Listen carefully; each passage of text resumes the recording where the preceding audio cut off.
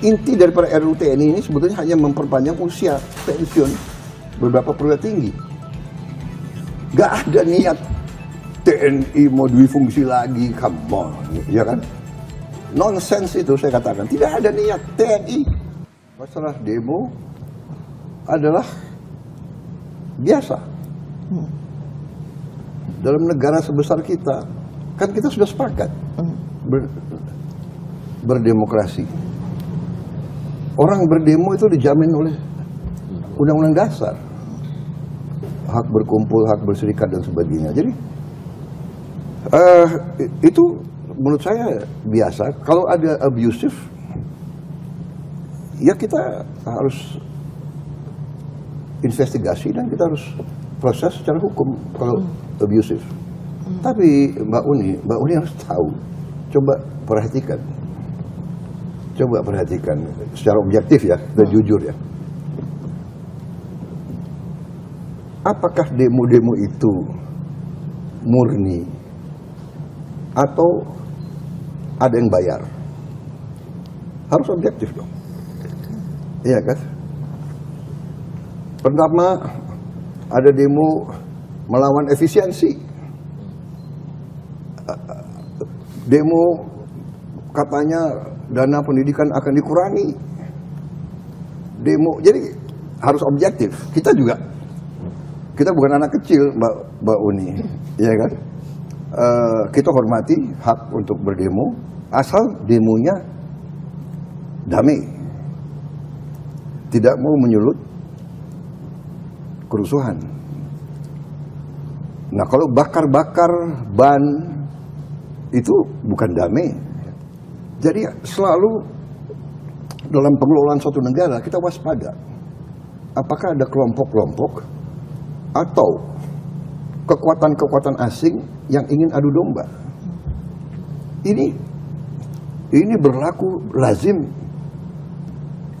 Data-data keluar sekarang. Pemerintah Trump membubarkan USAID. Dan di situ ketemu bukti-bukti bahwa USAID membiayai banyak LSM di mana-mana. Bahkan ini kan keluar semua. It's public knowledge, Mbak Uni. Ya. Jadi saya mengajak kita berpikir dengan jernih, ya kan? Demo itu hak, tapi juga kalau demo dibuat untuk menimbulkan kekacauan dan kerusuhan, ini menurut saya adalah melawan kepentingan nasional dan melawan kepentingan rakyat. Demo, kenapa? Bisa di London, di Amerika, di mana demo, nggak usah merusak pagar, nggak usah merusak stasiun bis, terminal bis. Ini kan uang rakyat. Boleh demo di kampus, tapi jangan merusak fakultas. Ini uang rakyat. Ya, jadi dan Mbak Uni perhatikan nggak? Petugas-petugas polisi kita sekarang tidak bersenjata. Ya, jadi masalah abusive oke, catat. Tapi dalam Mbak Uni sendiri mengatakan berapa ratus demonstrasi, berapa kasus abusive. Ya, jadi saya paham dan saya tahu setiap institusi ada yang tidak beres. Ya, organisasi yang besar, ya kan, pasti ada yang namanya manusia, namanya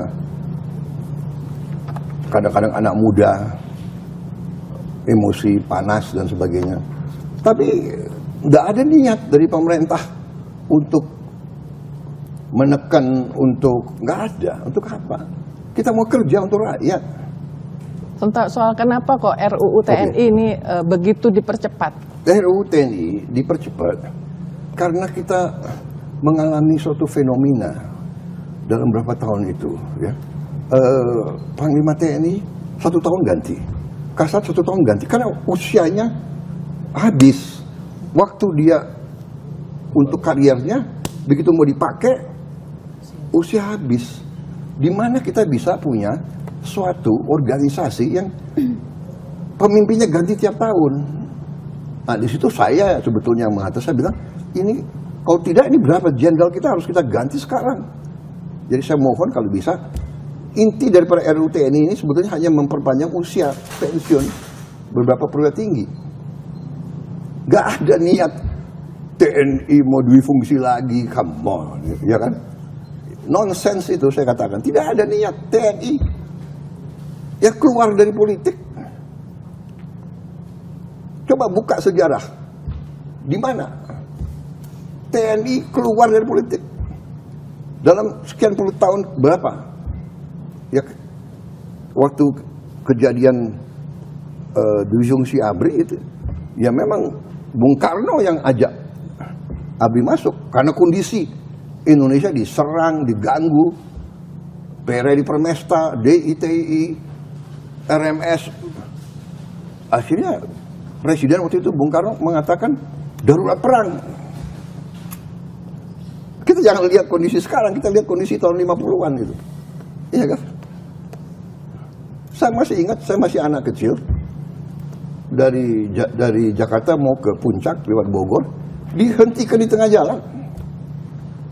Di jalan ke Puncak itu DI, rambut gondrong di pinggir jalan.